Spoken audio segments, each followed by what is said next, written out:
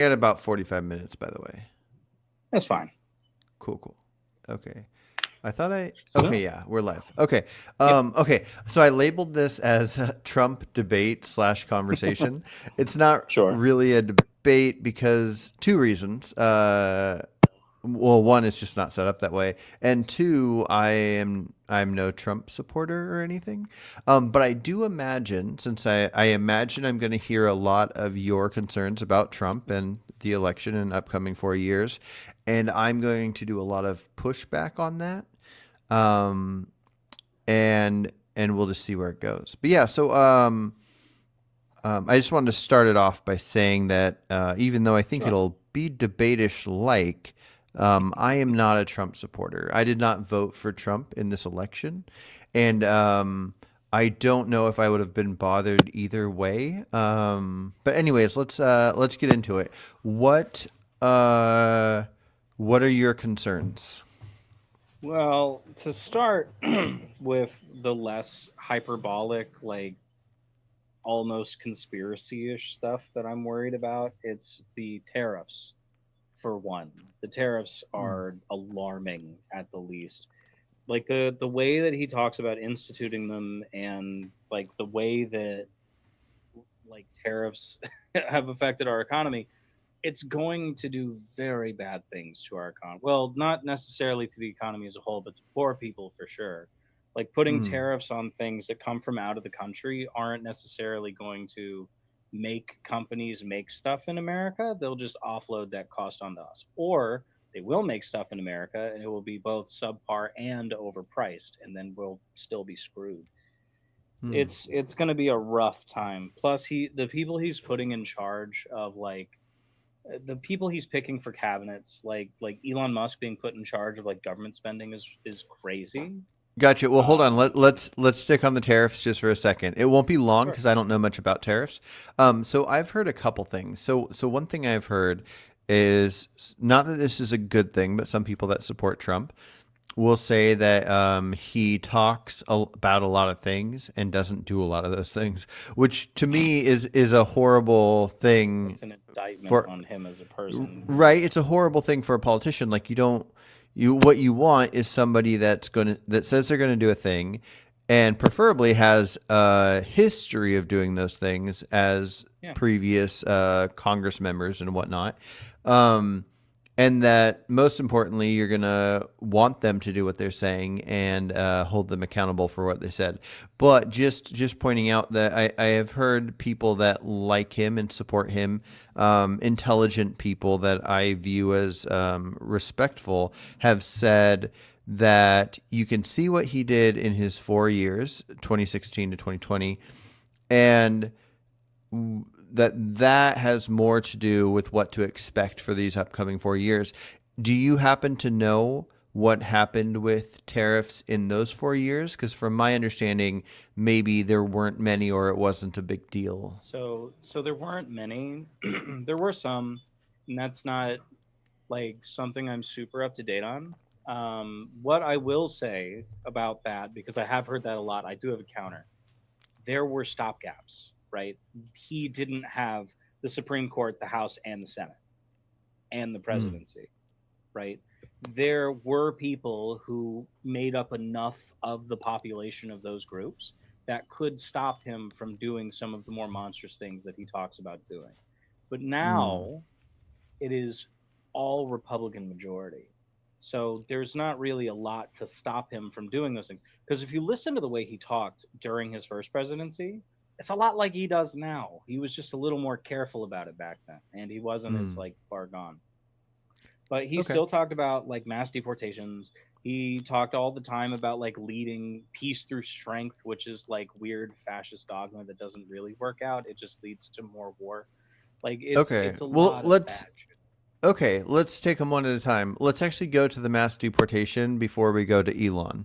Um, so tariffs, I'll admit I don't know much about them, and we can look into it Most later to people don't. see if they affected the 2016, the 4 years there.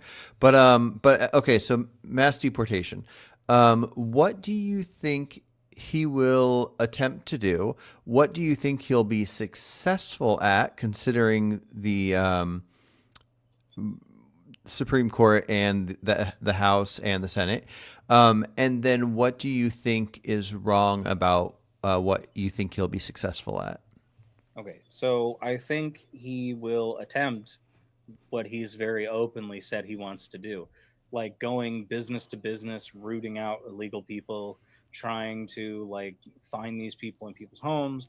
He's effectively talking about like sending the Gestapo door to door to check people's papers. Do I Mm, think he'll be able to do that? No, because even like the more crazy Republicans aren't really a big fan of ruining their image that hard. mm-hmm, So chances are he won't be able to do like the door to door thing.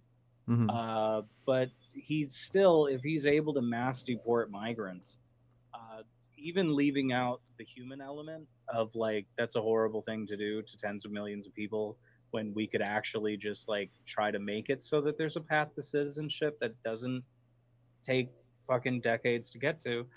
mm-hmm, uh, the effect on our economy will be massive.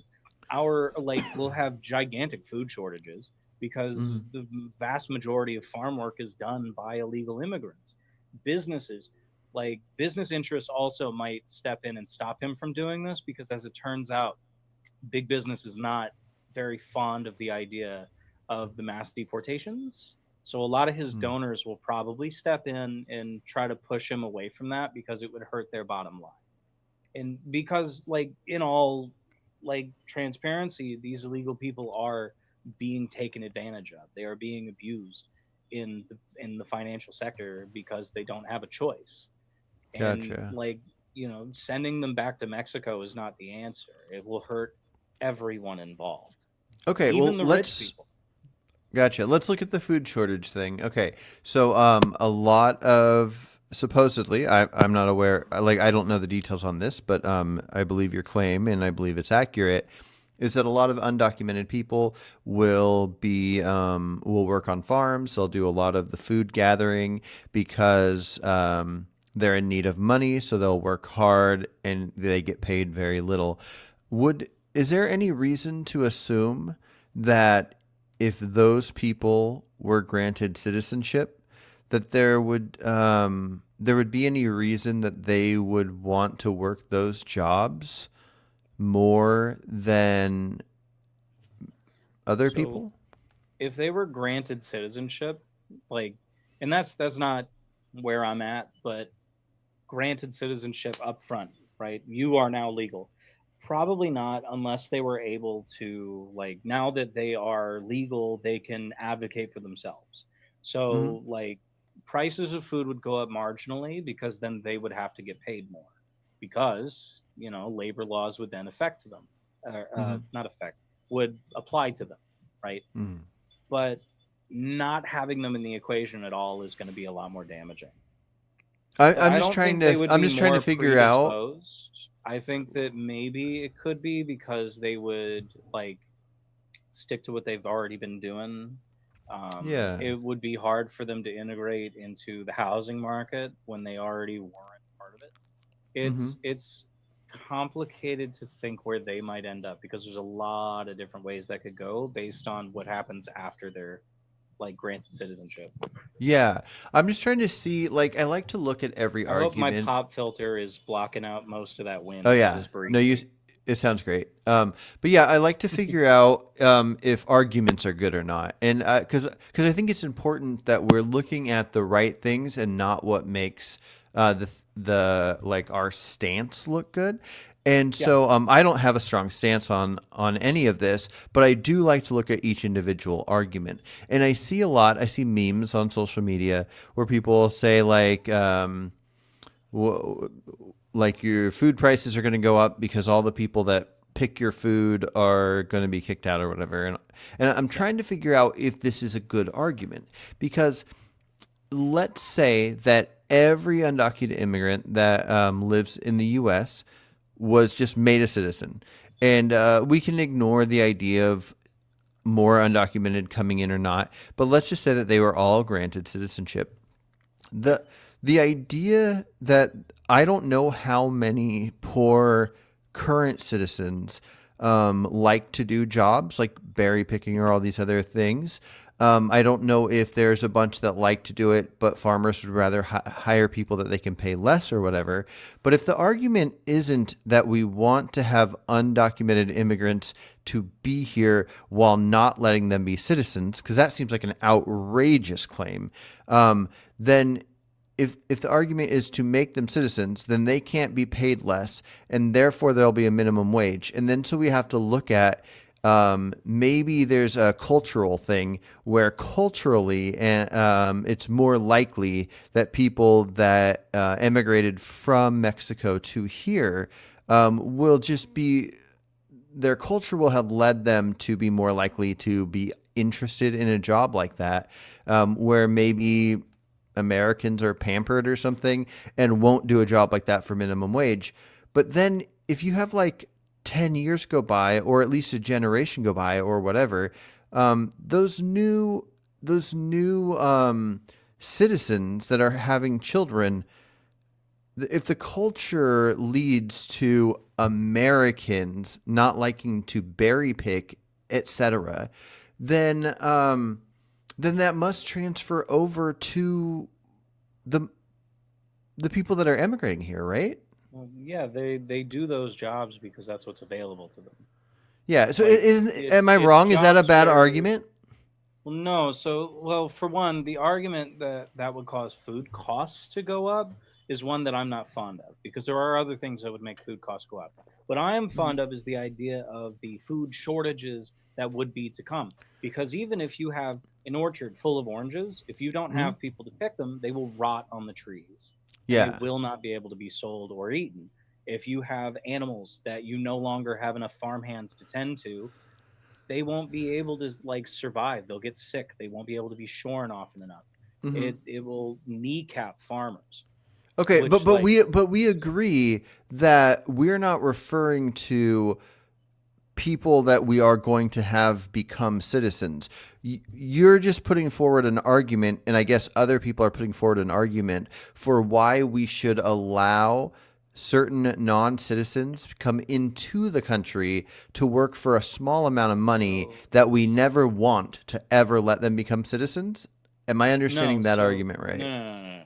So I don't think that where it is now, the status quo is where it should be. I think much further on, rather than rely on food prices being teeny tiny comparative to like cost of labor, I think that generally we should open up like the pathway to citizenship, because despite what people will tell you, it is not a simple process. Some Mm-hmm. people, if you talk to them when they get their citizenship, they're 50 because they've had to fight for it for 20 years. There's people who were DACA recipients who now are about to age out of DACA and cannot get their citizenship for one reason or another. Mm-hmm. It's way harder to get citizenship than it should be. So I think that I would be fine paying a little bit extra for my food if those people had a better path to citizenship. That is something I fully advocate for. And I would Mm-hmm. rather that they have an easier way to get here legally than have to come here illegally to escape whatever they're escaping and then be taken advantage of by farmers or by big conglomerates that use them. So, like Mm-hmm. factories like to hire illegal immigrants because if the illegal immigrants decide that they want to fight for more pay, the businesses will report themselves to ICE and take the hit because it would be cheaper to just pay that fine than it is to pay them a livable wage, and they send them back Mm-hmm. to Mexico. And they Yeah. just do Okay. the cycle over and over again. And I'm Right? with you I on, think that's despicable. yeah, and I'm with you on all that. So let's say like whatever you're referring to, there's ways to make people be able to become citizens quicker and easier, and then those people are citizens. But those people can't be the people we're talking about when we say, when people say, don't, nobody here wants to be farmers, so stop getting mad that illegal immigrants are here because they're farmers or whatever. So we're only talking about illegal ones, not Yeah. the people. So anytime there's an idea for making some of those illegal ones have the option to become legal, they all of a sudden are not part of that argument. So then the question becomes, is there just like, even if this was not a concern at all, let's say we knew exactly how many people we could have become citizens. Those people come in, they become citizens quickly. Nobody gets deported. Everything's happy for everybody. Everybody loves it. My question is there an argument that even outside of that, everybody that wants to be a citizen can be a citizen? Is there an argument that we should find poor people in Mexico that don't even necessarily want to be citizens and encourage them to come here and work for small amounts of money, because anybody, whether they're a natural born American citizen or if they immigrate here and become a citizen, that those people, anybody that is an American citizen is not likely to want to work these jobs, that we want to bring in other people that are not going to ever become citizens to work the fields? No, I think that generally, if people don't want to work a job, all you really have to do is offer them something to make them want it. So, like, Mm-hmm. every few years, you'll see an article in, like, The Economist where they talk about the genius of some small business person because he was not getting any applicants. And then he's like, fuck it, I'll pay $15 an hour. And all of a sudden, I have 1,000 applicants. All you Mm-hmm. have to do is stop trying to run that job as cheaply as you can, because it is a grueling job. Yeah. Picking fruit is quite literally no walk in the park. It is a rough job, and it does bad, like, Mm-hmm. rough things to your body. It's a hard job. So they Yeah. should probably be paying people an adequate amount to do that job if they want to fill people in, rather than just relying on labor that can be paid pennies on the dollar and then just deporting them whenever they ask for more money. Yeah. No, and I agree with you here. So we are agreeing that it's a bad argument for this topic, right? I mean, kind of. I don't think so much that it's like a good argument. I think it's just important to point out. But it's not, and I think we just figured out that it's not. So we agree that if the job's hard and that everybody that's being paid to work should get a living wage, they should get paid what it's worth, which we would probably both agree that this kind of labor is worth more money than what people are paying undocumented immigrants. So Oh, absolutely. if that was offered and paid, there would probably be the right amount of American citizens that would want those jobs, and nobody would hire illegal immigrants to do those jobs at the exact same cost. They're only doing it at lower costs. So if we agree what the cost should be, and we agree that there's a likelihood that people would go and take up those jobs quickly, then we definitely, me and you, need to shout it from the rooftops that it's a bad argument to tell people stop not wanting illegal immigrants here because they're doing our food picking for us. Mm, Not necessarily, and I'll tell you why. Okay. Because this is relying on magnanimity that just is not there, right? It's We have to look at reality for what it is. These people subsist on government subsistence checks because, as it turns out, it's not a very profitable business model for the majority of farmers, and underpaid workers. And they are not going to continue, they're not going to stop fighting to continue underpaying people to bump up their profits. There would have Hmm. to be, like, a government that would be willing to step in and regulate something that clearly is not going to be regulated anytime in the next 4 years. As a matter of fact, this entire administration is built around cutting regulation, especially on businesses. There's like, it's a good thing for now, because if you look at reality as it stands, it's a real issue.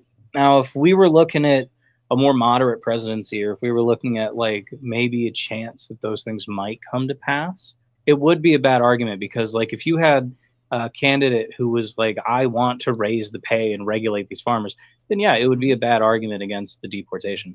But when you have somebody who has no plans to make up for this lack of workforce, who is actively talking about cutting funds for these kinds of work, or not these kinds of work, like subsidies, then it's kind of important to point out, like, he's going to do this. He's not going to do anything to try to help buffer the problem, and it's just Hmm. going to make things bad. Okay. Well, okay, let's imagine a hypothetical. Let's imagine that we build walls everywhere. Nobody can get in from Canada, nobody can get in from Mexico. There's all kinds of walls, and all illegal immigrants are removed. We have no illegal immigrant at all in the entire country. What do you think happens when it comes to food and jobs that involve food? Somebody will have to be willing to pony up the dough to hire people who aren't here willing to work for $3 an hour, or it will collapse the infrastructure. Which one of those At two that do you think point, would happen? I think the infrastructure would collapse until people were forced to Okay, so raise pay. both would happen. It would collapse, Yeah, and then they one would. would happen and then the other. Okay, now that doesn't sound bad to me. I know that sounds like a. Mass starvation is kind of a bad thing. So mass starvation is a bad thing. Yeah, that's right. But I guess what I'm saying is people will pay when there's money involved. If there is money to be made, then people will pay to do what they need to do. I don't know. I don't know exactly what it would look like, but I don't think it's as simple as if we don't have undocumented people here working for very cheap, then all of a sudden we just don't have any food anymore. But then Well, also it keeps it's going in not a that it like circle where, disappears, it's that it would get worse. Like yeah, it would objectively be worse because even if they were willing to raise prices to hire people who already live here, they would not hire nearly as many of them. And that coupled with the fact, oh, oh, no, that's from my job. Never mind. I just got a notification on my screen. oh, gotcha. So, right, like you would have a smaller workforce of people who got paid marginally better, which would then lead to less food being harvested overall, more likely spoil from harvest, and rising prices in stores. There is a Hmm. direct correlation, even like just talking about what if they don't just not hire anyone; they would just hire less people. And you can Hmm. look at corporations to see that that happens, right? Walmart, place I'm working at right now, say in one area that stocks meat, you should have 9 people on shift at any given time, according to their policy. You usually have three because Walmart is dirt cheap. So you have 3 people who are incredibly overworked and constantly getting dogged for not keeping up with timelines that are built for groups of 9. That's going to happen on farms. And it's just gonna, carrots are gonna be $9 a piece. What are you doing? No, Sophie. We have a gate on our front porch, like a little one, so the dog can't get through, and she just figured out how to open it. Oh, gotcha. Um, all right. Okay. Well, It's yeah, it's a it's it's a definitely a broad topic. complicated topic, but I think it's safe to say that we should just both agree that I'm right, and and that it's a bad argument because I, we can move on too, but I really feel like it just doesn't. I'll compare it to something. It's like Sure. when people say like, okay, so you have people that are pro life. And then we can imagine that a lot of the unborn that are being aborted are people that would like maybe grow up in areas where they would likely be criminals or something.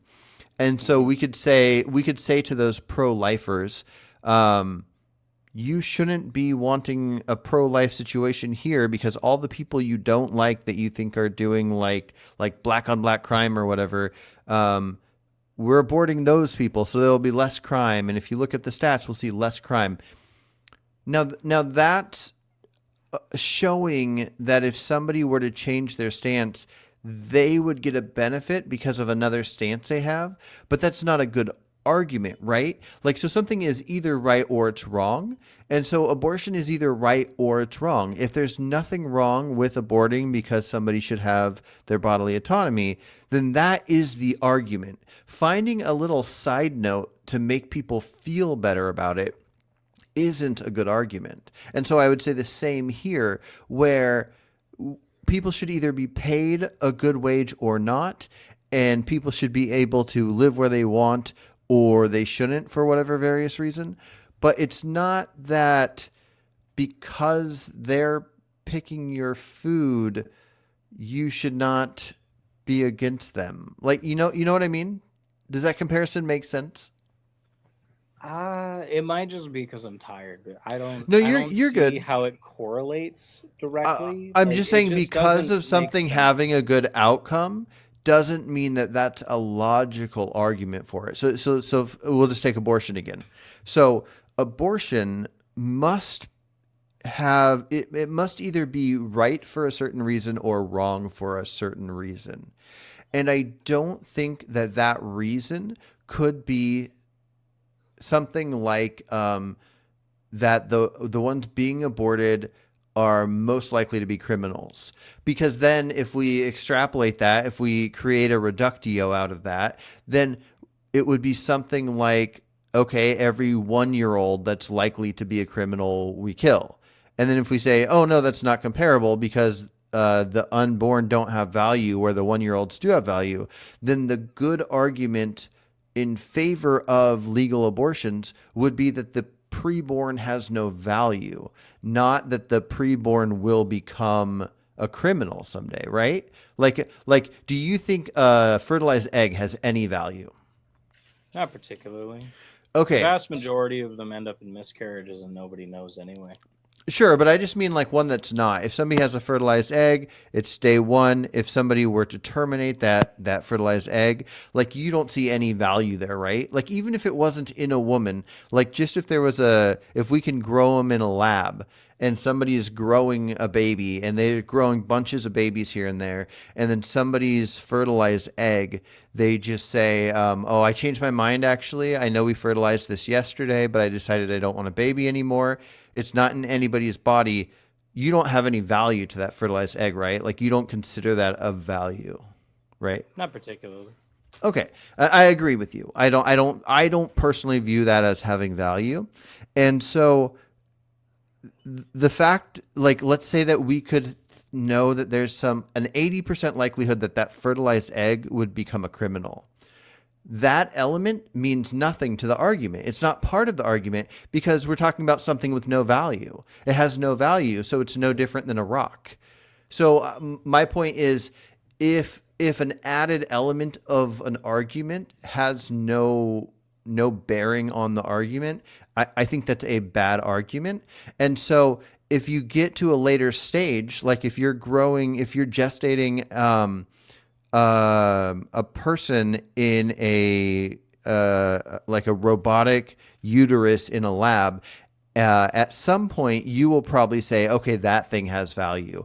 It's been gestating for 8 months. It's about to be able to come out and be a baby on its own. If the people that paid to have it gestating in a lab change their mind and they don't want it, you'd probably say, okay, this thing's sentient. It has consciousness. It's viable. So now it has value. And then we start looking at these various different arguments. But at no point along any lines, whether it's a fertilized egg or this 8 month gestated thing, at no point is the good argument that for its termination, at no point does the good argument become there's an 80% chance it's going to be a criminal in the future. Yeah. And so that's kind of what I mean here with this berry picking thing. There might be good reasons to let in way more people than we're letting in now. There might be good reason to let in less. There might be good reason to make it easier for citizenship. There might be reasons to make minimum wage go higher. But at no point is it a good argument that So I that just realized I undocumented just people. remembered something that might narrow down why people do this. Okay. So the reason, now that I think on it, that a lot of people talk about that in relation to grocery prices is because one of the biggest stated reasons that people voted for Trump was because they believed he would lower their grocery prices. That's Okay. why people say that. Now that I've actually like been able to remember that, that's why people say that. People don't say it because they think it's like a good argument on behalf of like that's why we shouldn't afford. they say it as like a gotcha because he always talks about how Mm. grocery prices are insane under Bidenomics, even though like they're actually lower than almost they ever have been, adjusting for inflation since about 2019 was our Okay. lowest before this. People are told that their groceries are horrible, and a lot of people don't actually bother to look into it. And like I understand thinking that because groceries do seem incredibly expensive right now. Yeah. But if you account for inflation, it's a whole different thing. But Yeah. And that might be a good point, and I don't that's know much why about people that. say it a lot is And yeah, because he would say groceries are insane. I'm going to lower the prices of your groceries, and people go, he's going to skyrocket the price of your groceries. That's why yeah. people bring that up. I just I remembered. guess, and that might be right, and that might make sense. I guess I just view things as we can look at things as right or wrong, and then we can Sure. look at things as necessary or not necessary. And so, for example, let's say we had the same thing where all these Trump supporters, they want their groceries lowered. But then let's say that we have slavery. Let's say that all Asian people are slaves in the U.S.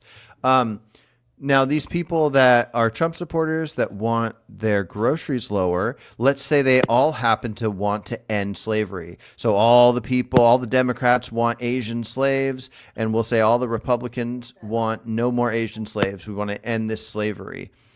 Then somebody could point out, you dummies, you wanted grocery prices to go down, but all the people that did all the grocery work are these Asian slaves, and you're wanting to end that slavery too. And so now your grocery prices are going to go up. And so then the question will be, okay, well, maybe this will affect groceries, and maybe in some wild universe, we could both agree that in some unique cases, it should be good to have slaves for low groceries. I don't think so, but I'm just saying, like, so that would be a whole thing to figure out, like, how do we weigh this out? Is it worth it or not worth it? But I don't think it changes the fact that somebody can want low groceries and also want to end Asian slavery in this hypothetical world. Or in the real world, somebody can want low groceries and to have undocumented immigrants not be in the U.S. Does that make sense? Well, there is a small dichotomy in that. In that, Okay. the idea is, on one hand, it would be wanting to end Asian slavery, and on the other, it's deporting people because they hate them. Like racism drives this largely. I It don't is a know if that's different. fair. It is extremely fair. Like they're drug dealers, they're rapists. Some of them, I'm sure, are good people. This is like common parlance with these people, right? When you hear them talk about why they want to get rid of undocumented immigrants, they always bring up like 8 cases out of 13 million people of like monstrous people who came over here illegally, and they go, this is why we need to get rid of them because they're all criminals and they rape babies and they kill girls, because a few of them were, as it turns out, statistically likely. Some of them turned out to be pedophiles and rapists. It's a wonder that there's so few of them considering the Mhm. size of the group. But like Yeah. that's usually where the argument comes from, is fear. It's fear mongering. Look at this. They did this to a 6-year-old. They did this to a teenager. Aren't they horrible? The implication is they're all that way, and that's why we should get rid of them. And on Okay. the other hand, it's Asian slavery is bad. Okay. I think you might be. You could be right. I don't think you are likely right. I don't know. I just wouldn't want to assume with so many people. I But I would say Chances are I individually. spend a lot more time in my free time in political circles, like Mm, actively in political discussion, than most people.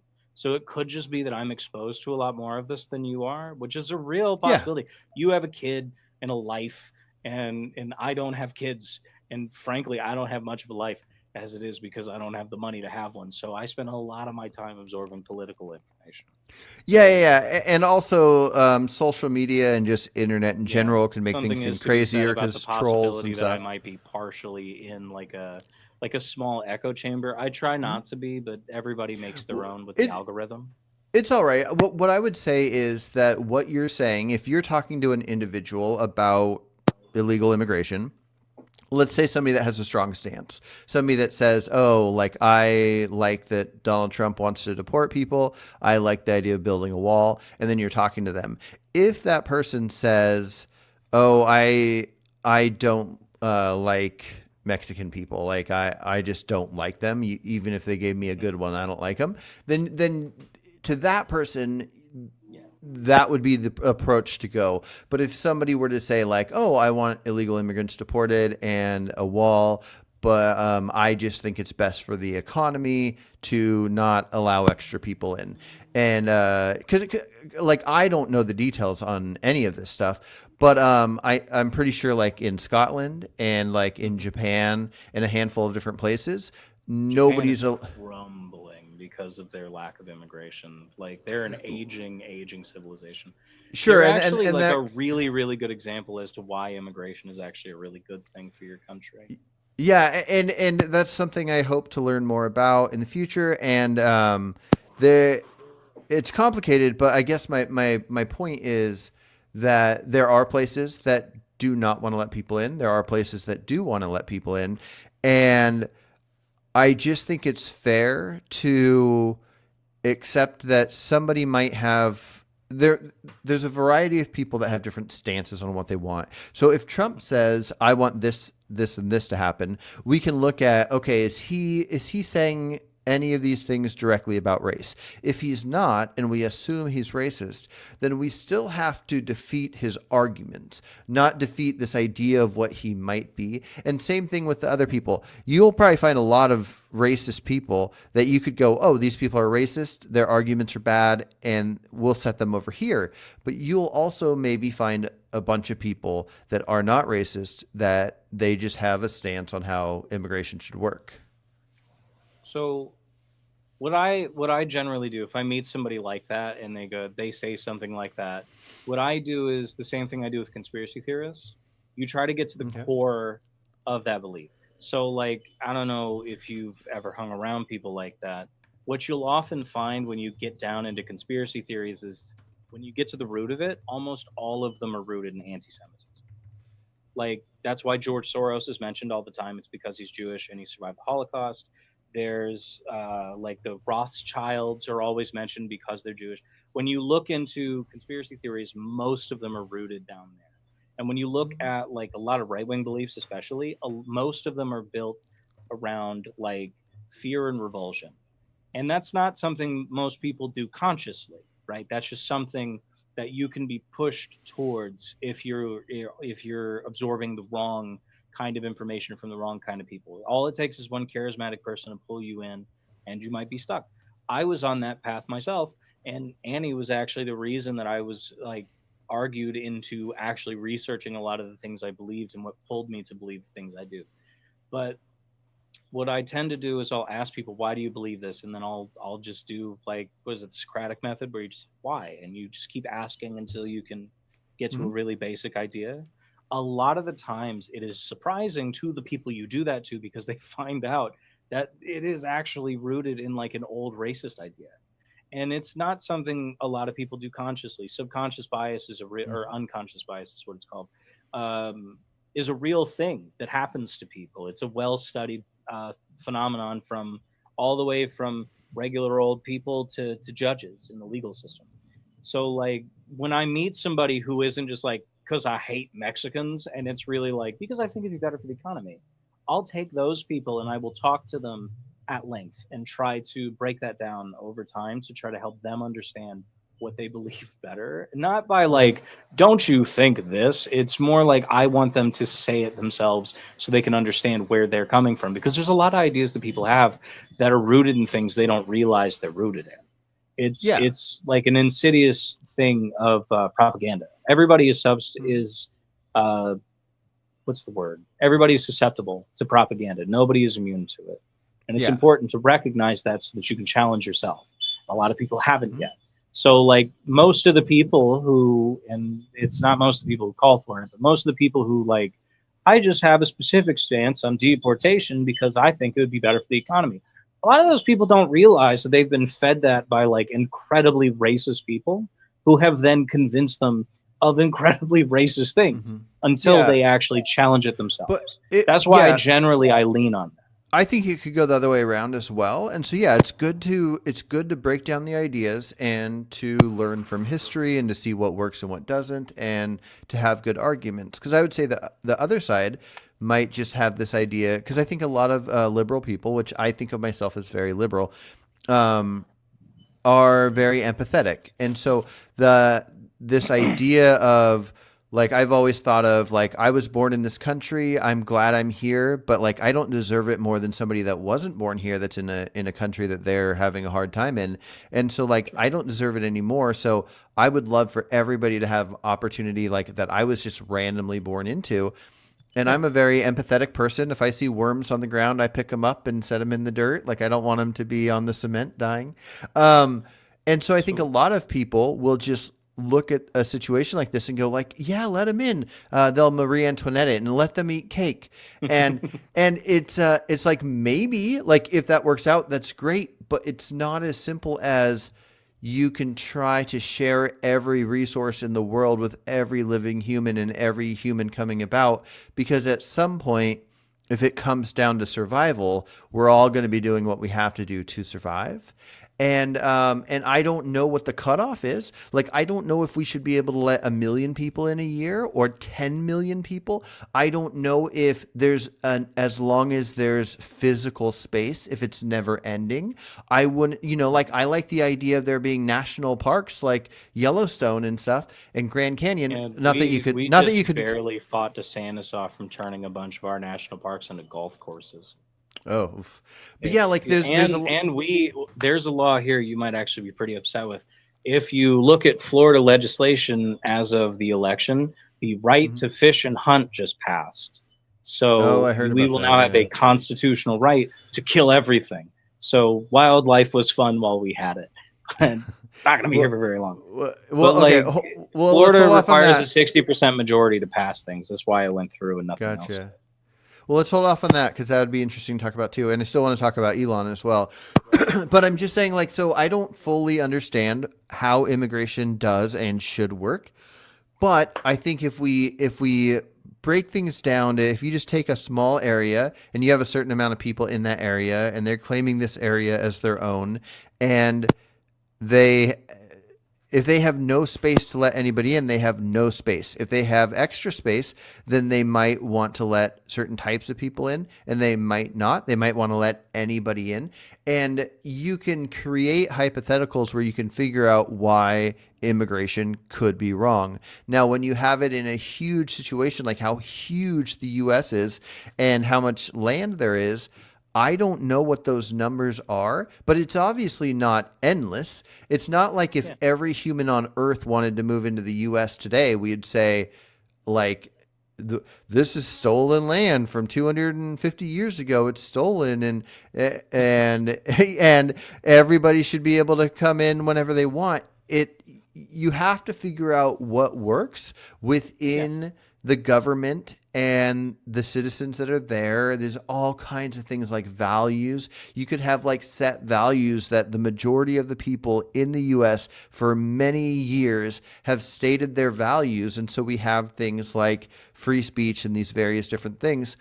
If you took people that had wildly different values and just let in, like, we have 330 million people in the US right now. If you just let in 400 million Muslims that are in favor of Sharia law or something, and then we see how everybody votes next year, there's going to be a wildly different outcome and it could be scary. Yeah. So that doesn't mean Mexicans are bad or anything like that. Yeah. It just means that it's not as simple as that people that are worried about immigration are racist. So there is one more thing, and this is something that you can Google and find the study for very quickly. Mhm. Uh, Studies were done recently, biological ones, to look at the brains of liberal and conservative people, and what they found was that conservative people had incredibly enlarged amygdala. If you don't know what that is, or if anybody who's listening doesn't know what that is the fear center of your brain. Your Mm. amygdala control fear, revulsion, those kinds of things. And they are very enlarged, and their empathy Mhm. centers tend to be shrunk. So it looks like through all of this messaging, it can change your brain chemistry, and these people tend to vote based on fear, hate, and revulsion because their amygdala are enlarged, and it makes it harder for them to look past that, and it Hmm. makes it like more difficult for them to hash like logical arguments in favor of that. There's also more like psychological Well, stuff that or goes with that. Like logical arguments based on fear. Fear isn't always a bad thing. But anyways, go on. fear can be useful in small doses, but when your entire ideology is pushed by it, like yeah. Well, yeah, But if you fear that the economy is going to go to hell, that might be more important than somebody having Sure. high empathy, wanting to help like my wife would love to adopt 10 million needy babies right now, but there's not enough time in the day to get to each one, you know? And so Yeah. high empathy is great. I have high empathy. I also feel like I'm pretty reasonable and rational when it comes to Sure. fear and skepticism. And so Yeah. I'm So not shocked. If what you're saying is right, I'm not shocked. I don't think that's necessarily a bad thing depending on what we mean by so fear. Yeah. having the amygdala enlarged to the degree that they are means that they like you will look at a problem that scares you with a rational mind and try to work out how best to solve that, and you might think on it for a while and you might come up with multiple ideas, but somebody with this kind of issue will see a problem, right? Mexican person killed somebody, and because they are afraid of this person, their mind goes, get rid of all of them, instead of like Hmm. working out the logic of the situation. Like a lot of times when you look at the way that Republicans, when they're interviewed, when they talk about, or conservatives specifically, when they talk about like things like their issues in the world, it is always tied back to fear. Like like for example, like when women's rights were first being passed, and you listen to conservative men talk, it was the fear that they would be annulling their husbands' votes, or that they would no longer need men. And then you go a little bit further, civil rights movement. It was the fear that black men would sleep with white women, and that would make interracial babies. It's always been like this. And if you come to the modern day, you talk about immigration. They're coming here and they're stealing our jobs. They are coming here and they're killing people because they're murderers. They're bringing drugs, fentanyl. It's not logical thinking that gets them to these places. It's just fear. And like the reason that they focus so much on trans people, revulsion, they don't understand it and they don't want to. Or if they do want to, they're just not capable of it until there's someone in their life that can help them to understand it. Right? Like Hmm. there is a certain degree of like leeway that you have to help explain these things to people, but it also Hmm. helps to understand where their thought process comes from on that, so that you can better combat it, right? If somebody's Hmm. entire thought process is Mexican person killed somebody, a lot of illegal Mexicans here, deport them all, it's a pretty simple follow through, right? Hmm. It's not there's not a lot of logical wiggle room, Yeah. so it's Yeah. easier to like build arguments that way. Yeah, and it's tricky. There, like I think each case. Well, first of all, um, you're probably right. A lot of those claims you're making are some thoughts that people have had, and it might be a large percentage of them. There are definitely a lot of stupid people in the world. I agree with you. Yes, there are. Um, And but I I will think not be I'll be the first person to admit that for the most part I am one of those people. Most people are dumb, but the dumbest people don't know to admit when they are. well, I disagree with you on a lot of things, but I don't think you're dumb, and I like how you think things through. Now, but I think one of the I think biggest I'm problems dumb we. on certain things, but I'm smart Oh, about okay. others. Well, that's cool. But I think a lot of times we view things in broad, vague ways, and so I think it is important to break down the individual things. And I don't find many conservatives that I come across to hold the stances that you are chopping down. Now, I don't think you're Keep making in mind I straw. live in the South. Fair, fair. I don't think you're making straw men or anything to break down. It's just that it's cases that might be the case that some people feel that if I was talking to somebody that felt one of those ways, I would want to break it down as well. I just Yeah. don't know. I guess I just don't usually think of those things because it's not a stance I hold, but I'm also very skeptical of immigration, and I think it's a complicated thing, and I'm Oh, not. absolutely. Yeah. So anyways, but yeah, I only have about 10-ish minutes left. Do you have what's the next most important thing to you when it comes to Trump and this next 4 years? It looks like he's gearing up to remove trans healthcare from adults. That might be a problem, like from a bunch of Trans different healthcare. angles. Okay. Do you mean remove it as in making it illegal to have trans surgeries, or removing it Like from gender being affirming covered by care in general. insurance? But being covered by insurance, or you mean making it illegal to have sex operations? So looking at people in his cabinet and the things that they've said, it Hmm. is both of those. It's first get it out of insurance, and then it is illegalize it. Right, that's the logical step. Mm. Because like if you, especially if you look at Project 2025, which is not unique to this year, the Heritage Foundation always puts out the mandate for leadership every election. It's Hmm. just like a lot more blatant this time.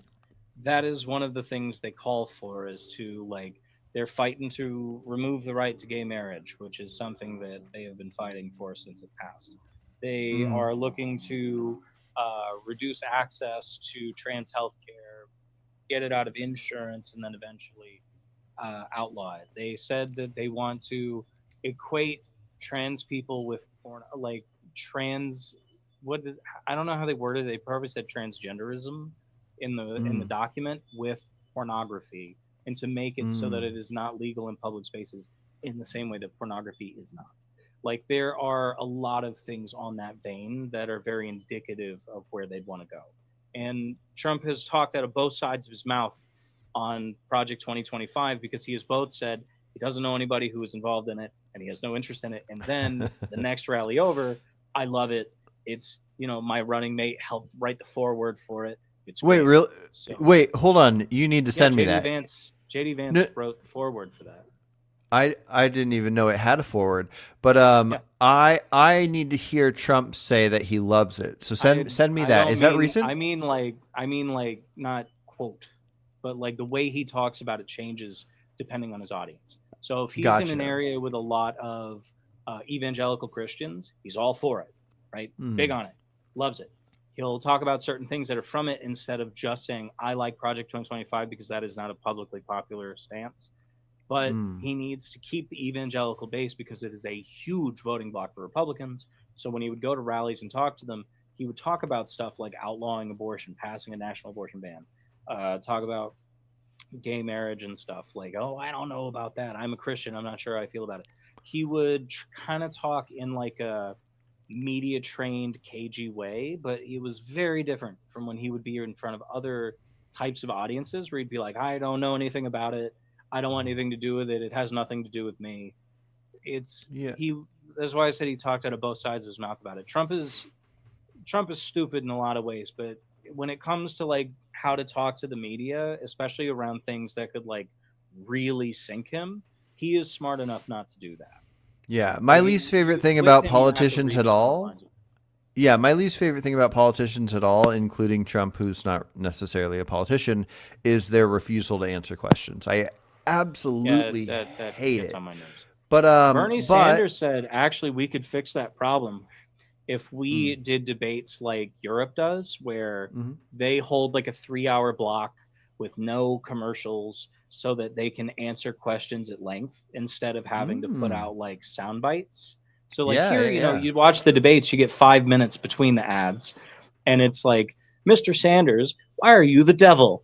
And then he gets 30 seconds, and they go to the next person. Would you like to rebut that? And then they get 30 seconds. There's no Yeah. way to accurately portray your views in 30 seconds. Yeah, no, Not when you're a politician.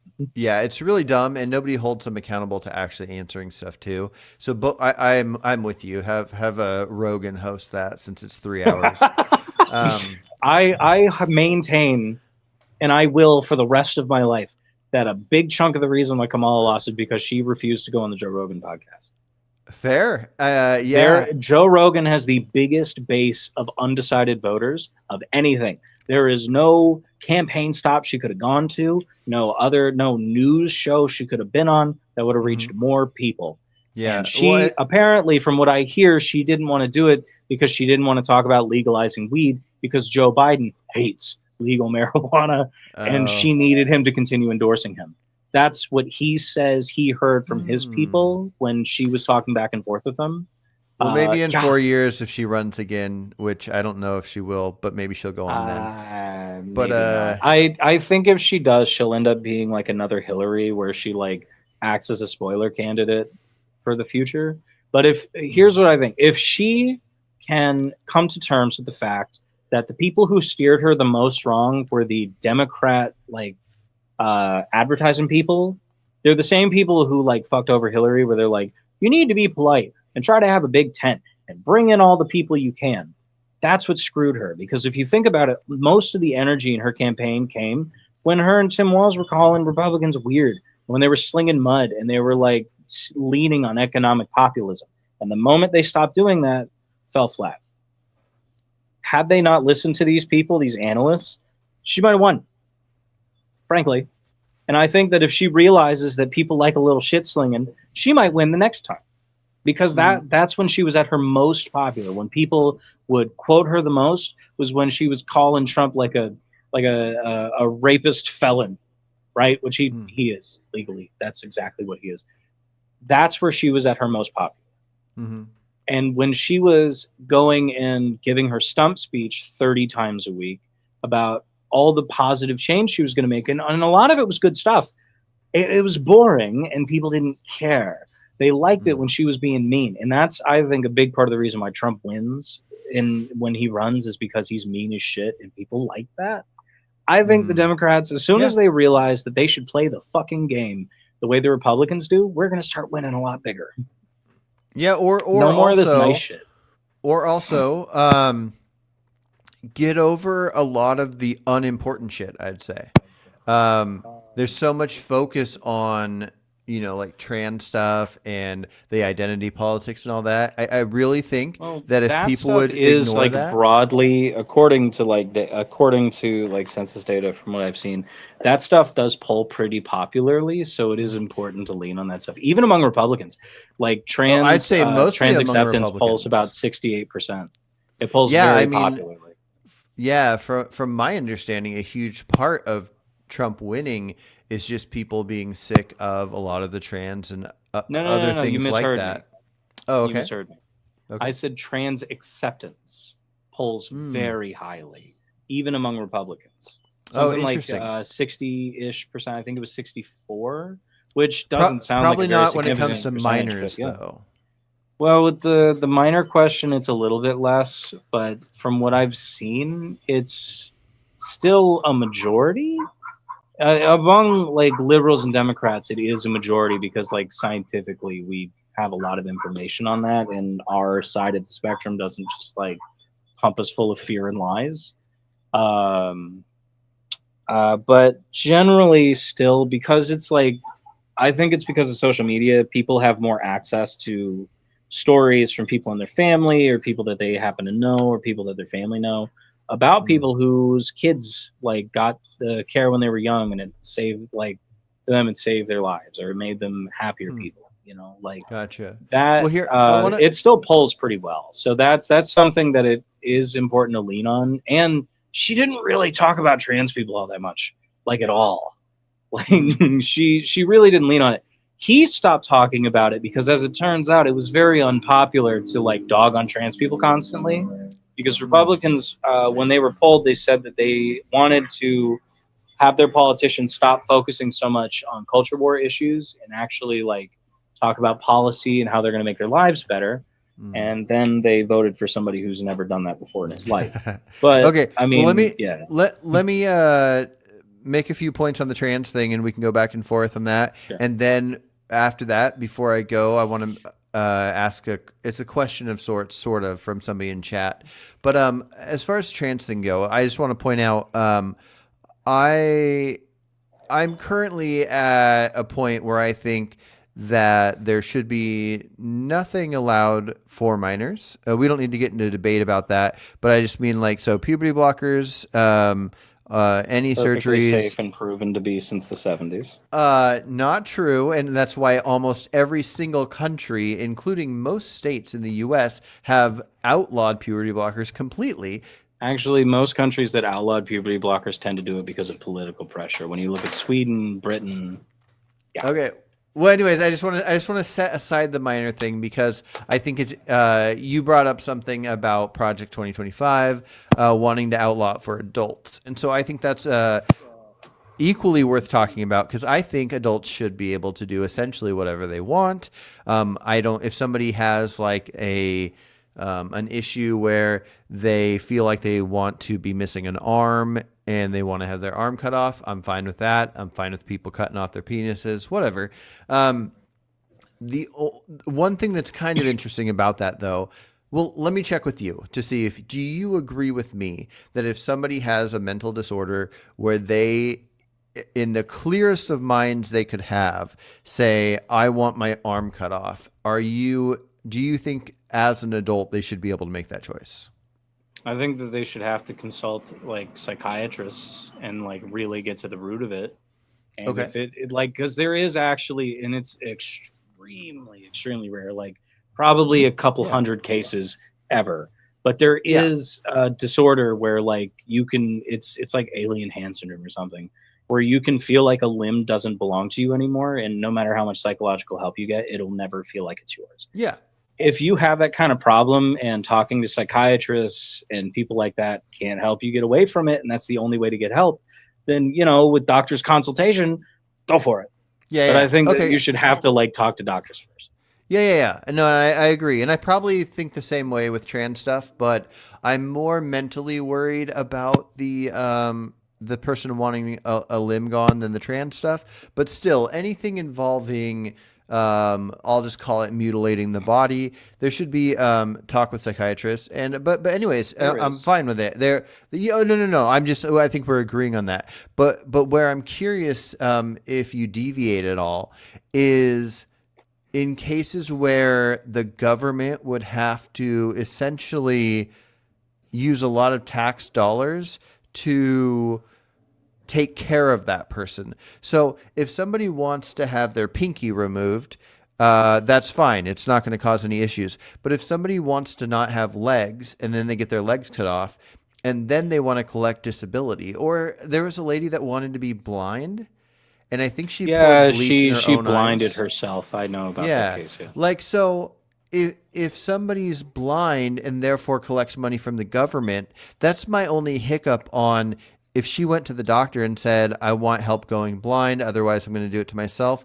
I don't know if our government should allow you to do an action where in turn you're going to get tax dollars to survive on. There is one glaring issue with that, and that Okay. is that can be used then to deny tons of people their disability. How Tons so? of them.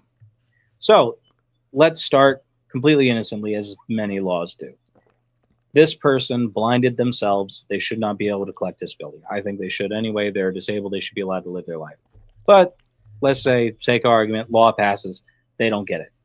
Now, down the line, laws are written very vague on purpose so that they can be extrapolated upon in the future. Somebody goes, I was cutting a limb off a tree. I fell off a ladder. Chainsaw cut my leg off. I can't work anymore. I need disability. They can go, there's this law from 2024 about this lady who blinded herself through his own action. He is now disabled and therefore should not be able to collect disability. Then that very well could pass because it just depends on who has the better lawyer in that case. I agree with you. There can be slippery slope things, but just two people talking about what should or shouldn't be. I think we can ignore the idea of how something can create a slippery slope. It's worth pointing out, but I just think mean that's important to the conversation personally because I like to think about the long-term effect of things if I'm going to. Yeah, I kind of like to look at things as so we can look at the real world and how that will affect it and point that out. But Yeah. separately, when we're talking about what's right or wrong, what should be done, I like to view it more as like an emperor of the day. If you got to choose every single law, Hmm. you could say that if you fall off a ladder with a chainsaw, then that one's covered. Where if you blind yourself, it's not covered. Now, you could also want both to be fine. I think Yeah. it's complicated.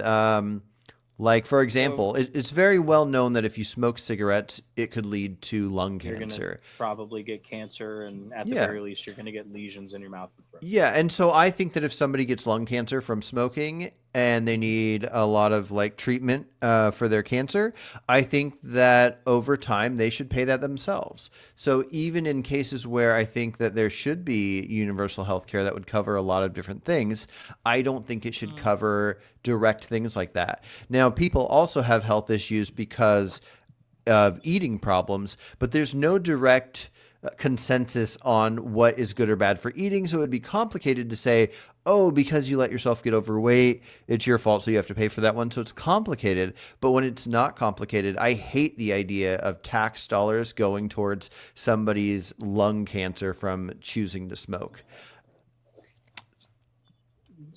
Yeah, lung cancer is one of those things that you very rarely don't cause yourself, Yeah. or isn't caused by somebody directly near you, like smoking around you, especially when you're young. Um, Speaking of which, funny enough, good news from my end. Hmm. This has no nicotine in it. I am Oh, nice. currently, yeah, I've been completely off nicotine for like 2 months. I just kind of have it so that I can get breaks at work because if you Hmm. smoke, they'll give you breaks more often. Uh, and like I have to sit down sometimes with my bum knee. So like at Yeah. Panera, they don't have breaks at all, not even lunch breaks. So that's the only way that I can actually get time off. Otherwise, it would be in the Gotcha. trash. Gotcha. Once Well, it breaks, whatever's I'm going to just gonna help toss it. you kick nicotine, I'm all about that. I hear Oh, it's I'm hard to completely kick, off it. and Oh that's yeah. awesome, man. Okay, I But fully support that. circling back, right? Yeah, yeah. I think at the end of the day that people making negative choices should not, like, if you're going to have a serious health effect later on down the line, I don't know that you should be punished more than you are already being punished for that, right? Mm. So you have lung cancer. Chances are you will never breathe properly again if you live, which you probably won't. But if you do, you will live miserable for the rest of your days. And I don't think that putting the financial burden of medical bills on a person who will very likely never be able to work like a job that pays enough to actually pay those bills ever Hmm. again is right. They're already going to suffer forever. Like it's Yeah, very but rare that it's somebody makes something like that a they. clean break from I'm lung with you, but cancer. I mean, it's something they cause, and then other people are going to have to Oh, suffer sure. for paying You for could it. argue So that it's people cause a complicated. lot of things to themselves, and Hmm. there are a lot of maladies that you have, like if you live near the highway, your lifespan supposedly is like 10 years shorter. There's Oh, a lot of stuff that fact yeah, it's due to proximity to pollution. interesting. Um, there's all kinds of things in your life that can do that. But like some things people do, they don't know will cause problems. And lung cancer is not one of those things now, but it used to be, like way back. Mm, Like doctors gotcha. used to tell people smoking was healthy. There actually is a doctor right now who is doing that today, but he's like a Hmm. laughing stock. Dr. Oh, okay. Mike talked to him on his channel, and Oh, I thought you were going to he's say like, Dr. Mike said that. I'm like, I like Dr. Mike. no, Dr. Mike Um, interviewed him because the guy would say like grapes are little sugar bombs. You should just eat a chocolate bar instead. Or yeah, Dr. he said like, Gundry. Yeah, yes, Gundry, Phil that Gundry. guy's the He worst. said smoking is healthy because nicotine has anti-anxiety effects, and it can have over a long period of time positive health effects in other ways. Dr. Mike said it also comes with mouth cancer, lung cancer, like serious like destruction of your cells. There are still doctors today who will cherry pick like that, and a lot of them are chiropractors. Mm. Um, but like there are a lot of problems that like you might cause yourself and not even realize. Like Hmm. having gas stoves around children has 40%. I'm not. I think it was 40. Don't quote me on that because it's been a long time since I've had to think about this. But have a very highly increased risk of asthma. when they're young if they live in a home with gas stoves instead of electric ones. That's Uh-oh, where I the have a whole gas like stove and I have children. that's where the whole I'll look into fear it. about them taking our gas stoves away came from, like a year or two ago, if you remember that. Oh, I It don't was know about because that. a study came out that talked about the heightened risk of asthma and breathing problems, and JD Vance and Matt Gates went around going, "They'll have to take my gas stoves for my cold dead hands." Turns out only something like 14% of homes have gas stoves. Huh. So all these people who were screaming in the streets about how they'll never give up gas stoves all have electric ranges anyway. But like Hmm. it's culture war Well, shit is let always so let me funny to me. pause you because But I gotta. Well, circling hold back, on.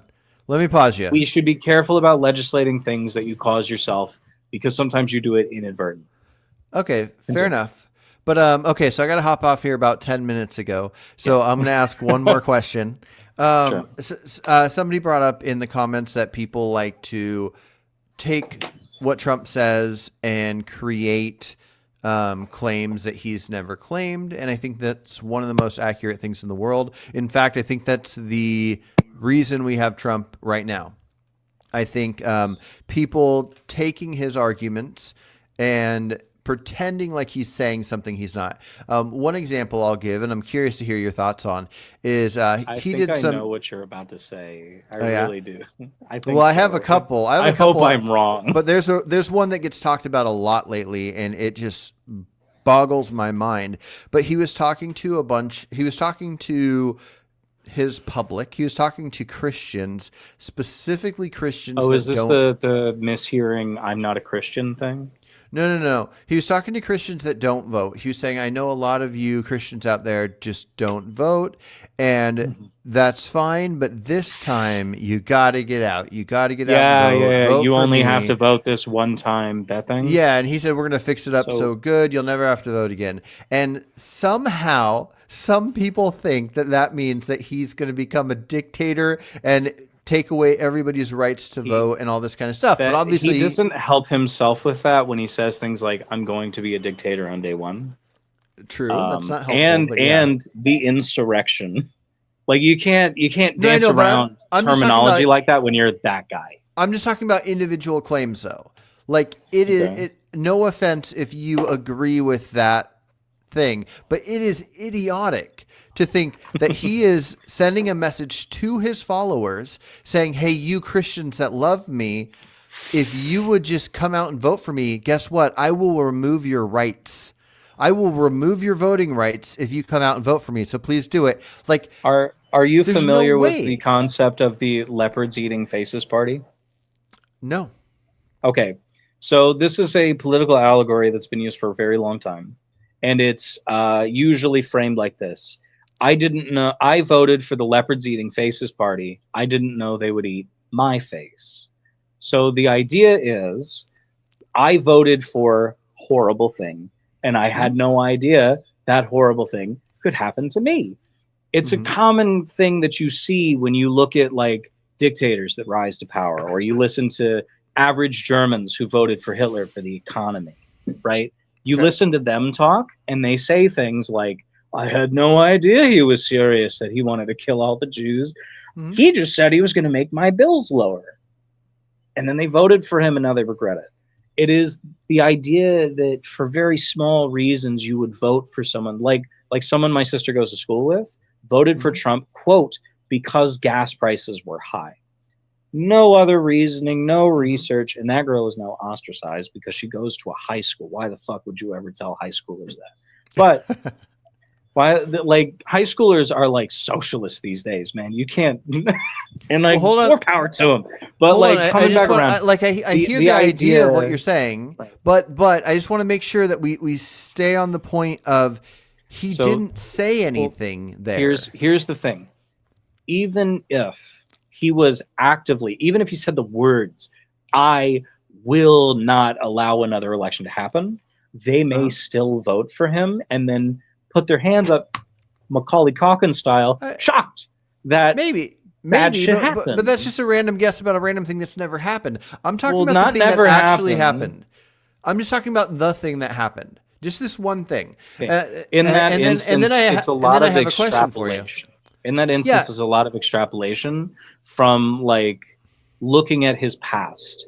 Do I think that's going to happen? Probably not. Do I think it could, that he wants to do it? Maybe. If you listen to the way he talks, kinda, I and think like the there's just a people he pals problem. around with. I just think there's a problem when people make claims of something being true instead of something being like concerning to them. To say Keep in mind, Trump said he people wants. ascribe this to Trump a lot. That like the media unfairly biases against him and all that. Mhm. They do the same thing to the other side as well. In all Really? fairness, and if you pay attention to the way that he was covered in the media this entire election cycle, it was incredibly favorable. They edited down his speeches so that you wouldn't have all those empty spaces. They wouldn't talk about like the one that he did where he spent like an hour not talking and just dancing to music when it was a rally that he was supposed to be speaking at. Yeah. They didn't talk about his gaffes and I would anything love, like that. Well, hold on. What I think is important is people not acting as if somebody said something when they didn't. So if they did that to the other side, I would love to see that. Please share that with me. But they constantly talked about how Kamala never said anything about policy. They extrapolated from things she would say to try to make it seem like she was saying like she's gonna give transgender illegal immigrants in prisons free trans surgeries. That was a big talking point that is not true. Never There heard were anything like because it's from a shortened clip. They talked about it a lot. It was Interesting. big during the election. Okay, There well, was I do want to look into that. Stuff But hold on, I want to ask this question based off of what this guy said, and then we'll end it after we talk about that a little bit. But okay, considering all the things that people do take of Trump's and say he said a thing when he didn't, like the good people on both sides and all that nonsense. No. I knew you were going to mention that. That did happen, and it is on film. It is. Yeah, I know it's on film. He literally said it 3 times. We're gonna watch. There's that good people together, on then. both sides. There is And no what way does he for say you to say immediately that. after that? What does he say immediately the second he says that? There's good people on both sides, and I'm not talking about the neo-Nazis and the white supremacists. Here's Those the I problem. fully condemn. Both sides, there are only 2 sides. There was the Unite the Right rally, which was neo-Nazis marching and shouting, Jews will not replace us, and the protesters who showed up against them. Okay. Those were the 2 parties. Okay, There so is no decent people in the Nazi rally that aren't neo-Nazis. So Trump's claim was that the people that did not want the statue to come down, that some of them were the neo-Nazis like you're talking about, and some were non-neo-Nazi people that just don't want the statue down. Hear me out, though.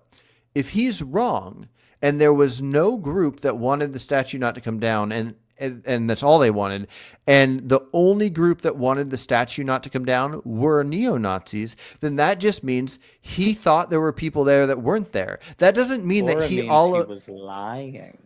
He is a famous liar and always has been. You could be lying now. Lying doesn't mean anything. Like the idea lying that means somebody a could be lot lying. when it's something you do maliciously your entire life. Yeah, and that's fine, and we can get into that. But I'm just talking about this direct thing. What I am saying is that his claim of good people on both sides is very specific and very much not referring to neo-Nazis or white supremacists. You have to remember also they weren't just talking about the statues. They literally directly asked him about the Charlottesville rally. The Charlottesville rally wasn't about the statues. It was the Unite the Right rally, which was organized by, I believe, Richard Spencer, who is... But none of that matters. None of it matters. Nothing you could say matters. The Unite the Right rally was what they were talking about. And the Unite the Right rally was built by Richard Spencer as a way to gather all these people together to try to make the alt-right more palatable to the regular right wing. Yeah. But it was all neo-Nazis marching in a park saying Jews will not replace us with tiki torches. When you're asked directly about an event that is only neo-Nazis and protesters, and you say both sides, but there's only 2 options. But in the only speech that involves that, the only good people on both sides, when you state that you are not referring 3 days to condemn them. I don't know anything about how long it takes people to set up press conferences and not to set up press conferences. It is super easy to say I don't like Nazis. It usually Yeah. doesn't take 3 days. I just And his I don't. family has ties to the Klan. There's a lot Well, no. that I just, know we're not. I'm not. you know. I would love to get into each individual thing, but I think everything has to be broken down one at a time. And you also don't have that kind of time right now. Yeah. Yeah, and so right now I don't, but overall I would So love to because what I is think your this is follow-up important. question? The follow-up question is, what thing do you not like about Trump's claims and wants for this upcoming 4 years? Aside from anything we've talked about, and definitely aside from anything that is assuming something out of what he's saying. What's something we haven't talked about that he directly has said? Oh, he says a lot. What's weird is he's been very quiet these past couple of weeks. It's strange. The world's biggest gloater hasn't been saying much. Right now, I'm not looking directly at what he says specifically. I'm looking more at the way he's building his cabinet and the kind of people he is putting in his cabinet, like Matt Gaetz, the pedophilic rapist that he helped to get out of an FBI investigation while he was while he was the president. Okay, He's what has got that guy Elon said? Musk in charge. Matt Gaetz? Sure. I don't even. I Shit. barely know Matt anything about. Gaetz.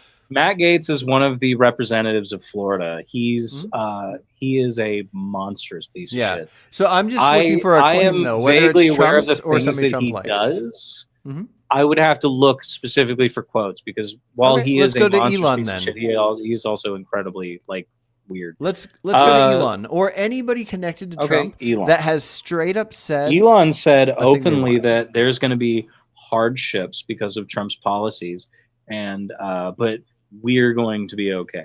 Trump has also said he wants to start a new Gilded Age, and if you know anything about the Gilded Age, it was called that because it was basically a big piece of shit with a little bit of gold on the outside of it. Rich people did wonderfully, and poor people suffered greatly. Yeah, but that's what I'm talking about. I don't want to Let's get see. into any of the vague stuff Yeah. where somebody says something Oh, and you can that's not pull vague. out He a says meaning. it's going to be another Gilded Age. Yeah, that's vague. That must be That's not vague. vague. The Gilded Age is a direct thing that actually happened.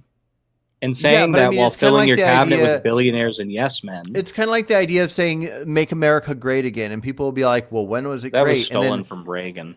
yeah, I'm just saying if you Yeah. pick a No, I know. time that That's you're just calling something it funny. great, yeah, I'm just saying if you pick a time that you're calling it great, then you can be like, "Oh, well, there was racism there, this," and so somebody's Well, the saying Gilded something. Age very specifically was during a time of incredible racism. So unless you're saying the racism is the good part, there is only one good thing that he could be saying about the Gilded Age, and it's that Mhm. people like him did very well at the expense of people like me. Right? Okay, Like the Gilded Age was very specific as like a time in history in the way that things ran. okay, that's going to be the first thing I'm going to look into. Okay, I'm going to look into possibilities of what the Gilded Age could be referring to in possible good ways, and I want So to hear him say it. So, we look at Elon. Elon said that he's talking about cutting the fat. I don't know exactly how he worded it, but I think that's how he said it. Cutting the fat and government subsidies because that's where Trump is putting him in charge of.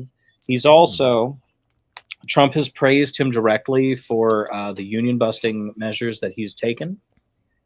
That's a little worrying considering we just had, which it's sad that this is actually true because the bar is so low.